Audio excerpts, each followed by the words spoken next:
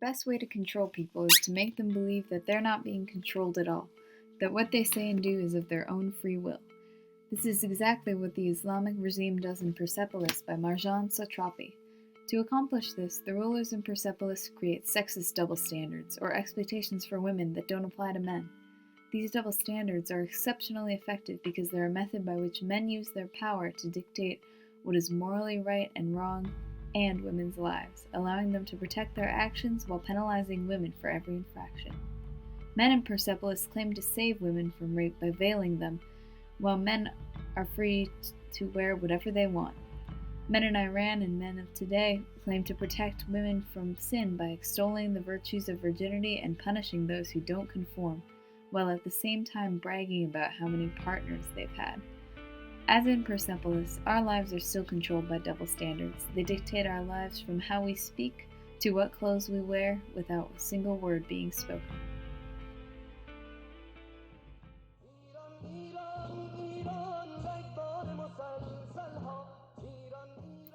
Almost every school has some sort of dress code, and most of us probably don't think too much about it.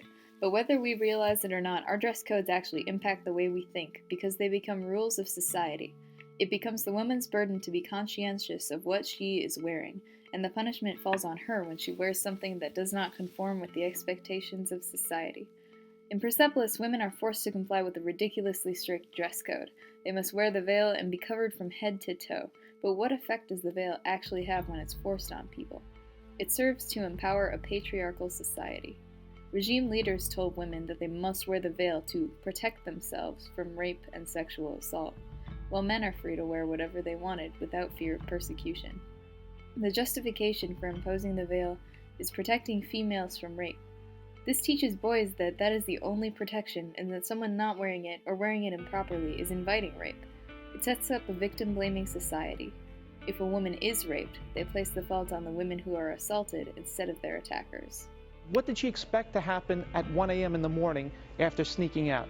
Another effect of this strict dress code is that it hypersexualizes women. Part of the regime's reasoning for forcing the veil was that women's hair emanates rays that excite men. It labels them as temptations that need to be covered up, prioritizing the men's ability to focus over women's freedom.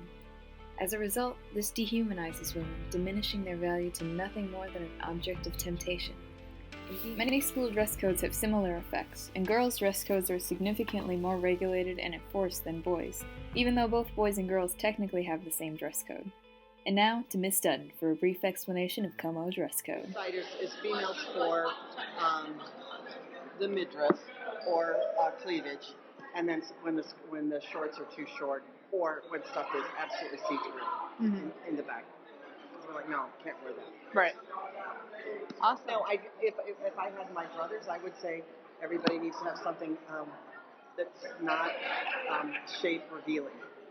Girls often get sent home because their clothes are a distraction for the boys, therefore inadvertently prioritizing the boys' education over the girls'. It's also teaching young children that clothes send sexual messages, which is a dangerous mindset, and it hypersexualizes young girls' bodies. To quote Miss Dutton, is it sexist? Probably.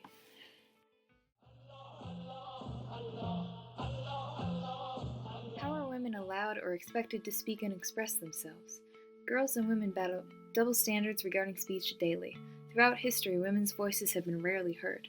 Women didn't get many opportunities to speak their minds when everything was decided for them, like if they went to school, who they married, how and when they served their husbands. Female voices remain relatively unheard for as long as women are subordinated. But even in our current society, where women are more free to say what they want, the way they talk is judged mercilessly, especially in schools and the workplace. Think back to all the times Margie spoke out in school or public. Was she ever praised for being outspoken, brave, or enlightening? No. In fact, almost every time she spoke out, she was punished for it.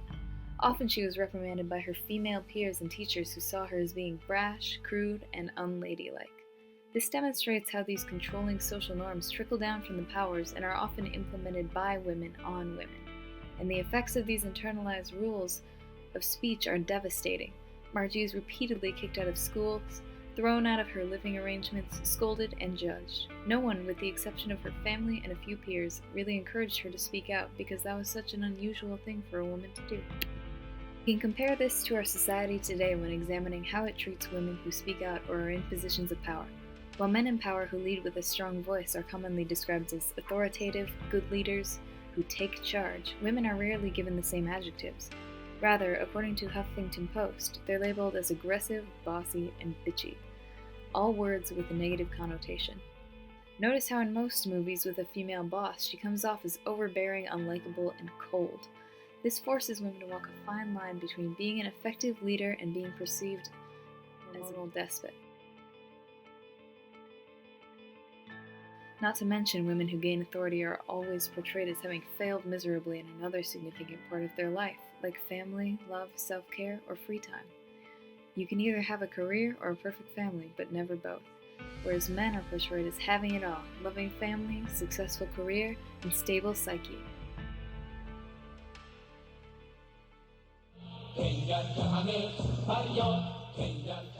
What do you think of when you think virgin? This or this? This or this? In both situations, it was most likely the woman. Virginity is perceived as something that's important only to a woman's reputation. Maybe this sacrosanctity originated from the fact that women had the most to lose from sex, or maybe it was because women were property to be controlled. This sentiment has carried into the modern world. Women are still punished while men are taught to pride themselves in promiscuity. The synonyms for female promiscuity are endless, just as they are for anything else that is important in the world, like death, sex, and money. The options are endless: slut, whore, hoe, tramp, vamp, fallen women, women like you. All these words are used to shame women and ultimately control them through fear and intimidation.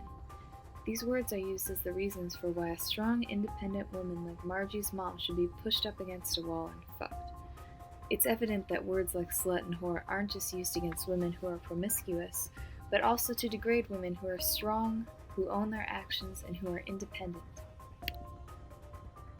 Once a woman has lost her virginity, she's perceived as worthless. In fact, in Iran it was a prerequisite before an execution for a virgin woman to be married in order to lose her virginity. Only then could she be executed. In Persepolis, a virgin is sold for 500 tumens. That's $5. If she hadn't been a virgin, she would have been worth $0. In the words of Martha Kemper, the Vice President of the Sexuality, Information, and Education Council of the U.S., by putting the emphasis there, on virginity, we're actually devaluing the rest of woman, the rest of her, and the rest of her sexuality for the rest of her life. Women are expected to remain pure, but at the same time be sexual objects at service for the pleasure of men.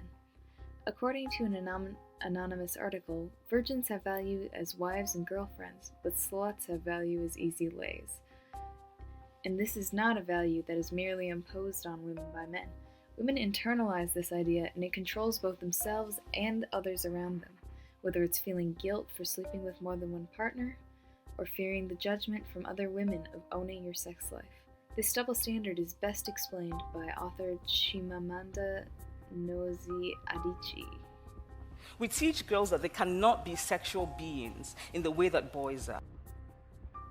Therefore, women cannot have sexual desires. They can only be the recipients of desire.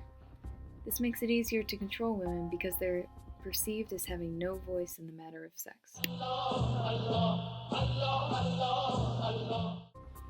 The list of double standards for women goes on, and these confusing and unrealistic expectations for girls and women are used as a means of subconscious control. Marjan explains in Persepolis 2 that a person leaving her house while asking herself, "Are my trousers long enough? Is my veil in place? Are they going to whip me?" no longer asks herself, "Where is my freedom of thought? Where is my freedom of speech?" When we're afraid, we lose all sense of analysis and reflection. Our fear paralyzes us, and this enables the existence of double standards for women. Girls are ingrained with these expectations and conventions at such early ages and bound to them so tightly throughout their lives that the misogyny and sexism is so internalized that women contribute greatly to their own oppression. Women help enforce both formal and informal dress codes. Authority figures send girls home for wearing tank tops, and mothers shame daughters for wearing revealing outfits. Women slut-shame each other and bully each other for speaking their minds. So because we've internalized it so much, we remain under the control of the patriarchy with minimal effort on that side.